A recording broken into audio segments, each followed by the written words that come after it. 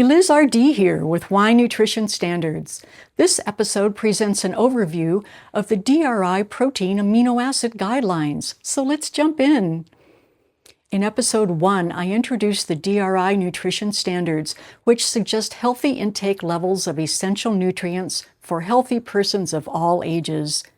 These standards provide a foundation that you can use to help determine your nutritional needs and make informed choices about your diet. The ideas introduced in episode 1 are used throughout the other episodes, so I highly recommend it. The DRI standards provide guidance for the 6 essential nutrient groups, calories, and exercise. My channel will be covering each of these groups. This is the first of 2 episodes featuring protein. This episode focuses on protein amino acids, and episode 5 focuses on total protein. So what is protein?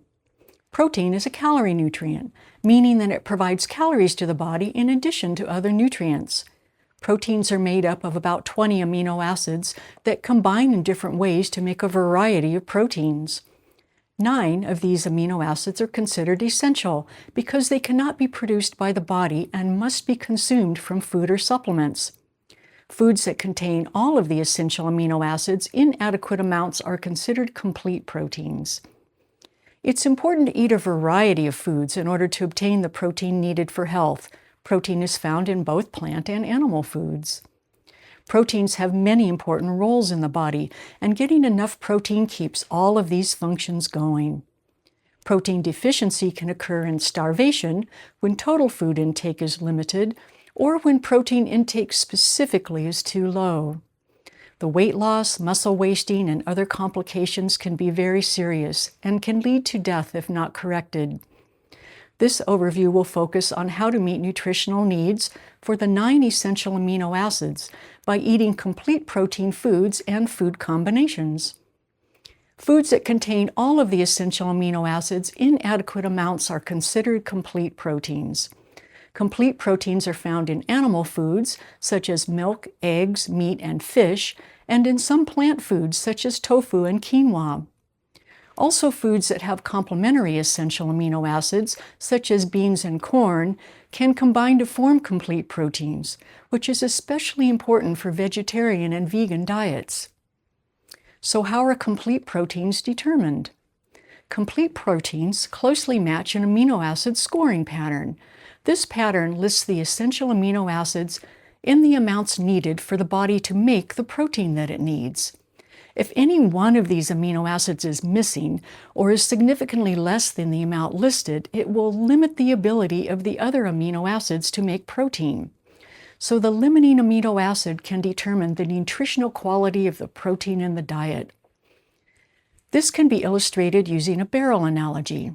The barrel on the left shows that when all of the essential amino acids are present in adequate amounts, the body can make all of the protein that it needs. The barrel on the right shows that when one of the essential amino acids, lysine for example, is not present in an adequate amount, the body continues to make protein until it runs out of lysine. So once all of the available lysine is used up, protein production becomes limited. In this case, lysine is considered the limiting amino acid. Going back to the amino acid scoring pattern, notice in the scoring pattern that 2 of the amino acids are paired with an additional amino acid because they are closely linked. Cysteine can be made from methionine, and they are paired as sulfur amino acids. You may remember from episode 3 covering the mineral standards that the need for sulfate is met when the need for sulfur amino acids is met. Let's compare a few foods to the amino acid scoring pattern. This chart shows how the essential amino acids in 2 animal protein sources compare to the amino acid scoring pattern. The names of the essential amino acids are listed in the leftmost column, followed by their scoring pattern in milligrams per grams of protein.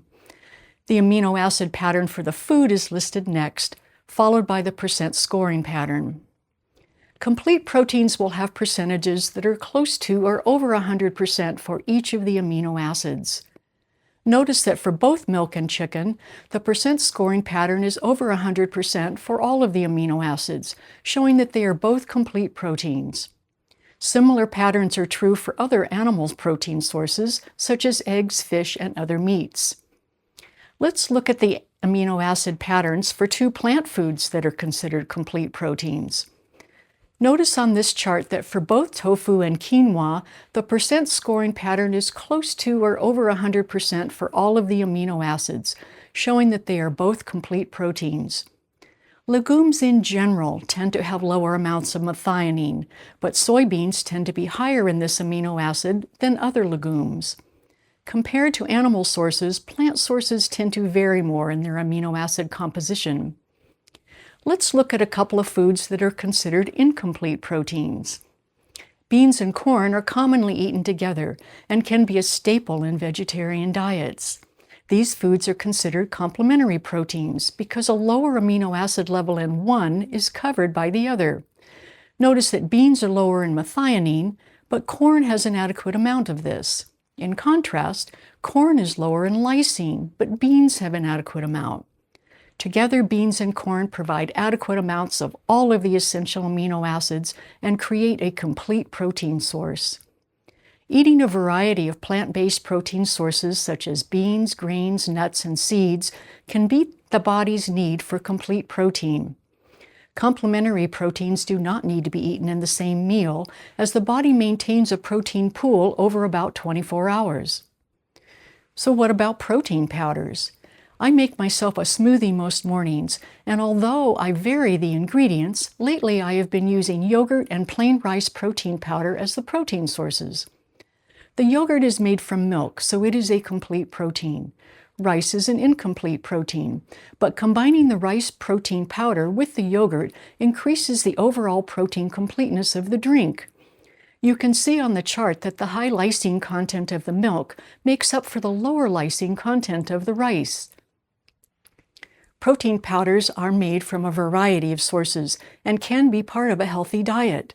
But it is also easy to consume a large amount of protein in a small volume using protein powders, compared to eating more whole food protein sources. Since the body doesn't store amino acids past that 24-hour pool that I mentioned earlier, what happens to excess amino acids that are not needed during that time? Actually, the body takes them apart.